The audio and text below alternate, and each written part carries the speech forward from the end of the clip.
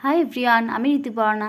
আজকে আমরা যাচ্ছি বাড়ির সবাই মিলে উড়িষ্যার অফবিট ডেস্টিনেশন পঞ্চলিঙ্গেশ্বর। আর পঞ্চলিঙ্গেশ্বর থেকেও আরও অনেক অনেক সুন্দর সুন্দর জায়গায় যাব, সেগুলো শেয়ার করব।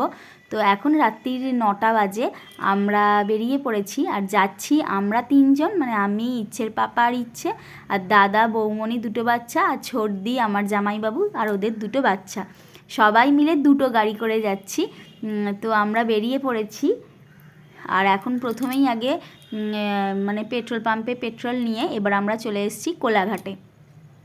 কোলাঘাটেতে সবাই এখানে দাঁড়ায় এবং এখানে এত এত ভালো ভালো খাবারের রেস্টুরেন্ট, সেখানে খাই। তো এখানে এসে এত ঠান্ডা, মানে প্রচণ্ড ঠান্ডা। তো আমাদের ওপাশে মানে বাড়ির দিকটা অতটা ঠান্ডা নেই, এখানে খুবই ঠান্ডা লাগছে। আর এটা শেরে পাঞ্জাবটা, মানে উল্টো দিকের যে শেরে পাঞ্জাব, ওই দিক দিয়ে এলে মানে আমাদের বাড়ি ফেরার পথে ওটা পড়বে, তখন ওখানে নামবো।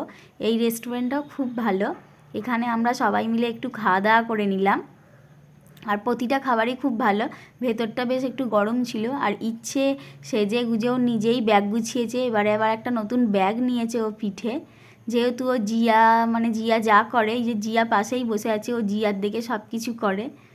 এখানে ডিঙ্কা, বুবুন, তুয়া, এই আমরা একটা টেবিলে বসেছি আর দাদারা সবাই একটা টেবিলে বসেছে।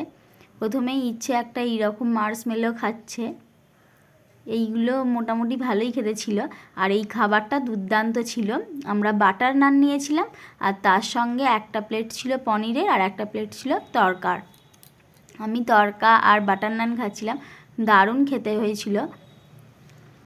আমাদের এই ট্যুরটা হঠাৎ করে হয়নি, মানে বেশ কিছুদিন ধরে কথা হচ্ছে যে এখানে যাওয়া ওখানে যা। তো ভাবছিলাম পঞ্চলিঙ্গেশ্বরে হয়তো তেমন কিছু নেই, কিন্তু গিয়ে দেখলাম সত্যিই সুন্দর। এটা দাদাই বলেছে যে এই জায়গাটা খুব ভালো। আর ইচ্ছে এখন 12:30টার সময় রাত চা খাচ্ছে, কারণ ও চা খাওয়া কফি খাওয়া দেখলেই ওর খেতে ইচ্ছা করে, তো সেই জন্য এত রাত্রিরে খাচ্ছিল।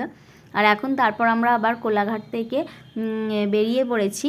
আর এই দিকের রাস্তাটা একদমই মানে খুবই অল্প মানুষজন বা দোকানপাটের দেখা যায়, পুরো রাস্তাটাই ফাঁকা। মাঝে মাঝে তো ভয়ই করছিল যে কি ফাঁকা, একজনও লোকজন নেই। আর এখানে অনেক ইটভাটা আছে, মাঝে মাঝে প্রচুর আলো দেখা যাচ্ছিল, যেতে বেশ ভালো লাগছিল, সঙ্গে গান চলছিল। এরপর আমরা প্রায় এই 1:30-2টো হবে, এখানে আর একটা দোকানে নেমেছি। এটা একটা ছোটোখাটো শপিং মল বলা যেতে পারে, যেহেতু অনেক দূরে দূরে বাজার দোকান, তো সেই জন্য এই দোকানগুলোয় সব কিছু পাওয়া যায়। আর এখানে প্রচণ্ড ঠান্ডা ছিল, আমরা দাঁড়াতেই পারিনি। দাদা আর আমার জামাইবাবু একটু চা খাবে বলে নেমেছিল। আর এই তো আমরা এই 5টা মতো বাজে আমরা চলে এসেছি হোটেলে। আমরা আগে থেকে ফোন করে দিয়েছিলাম, বুক করার দরকার নেই এখানে, কারণ এখানে প্রচুর রুম অ্যাভেলেবেল আছে।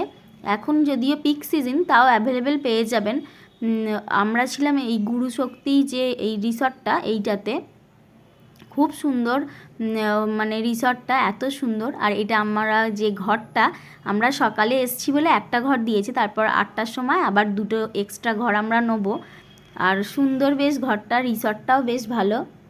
রিসর্টেরও ভিডিও দেবো খুব সুন্দর, পরের ভিডিওগুলোও খুব ইন্টারেস্টিং, দেখতে থাকুন নেক্সট ভিডিওর অপেক্ষায়। আজকে এখানেই শেষ করলাম। Thanks for watching.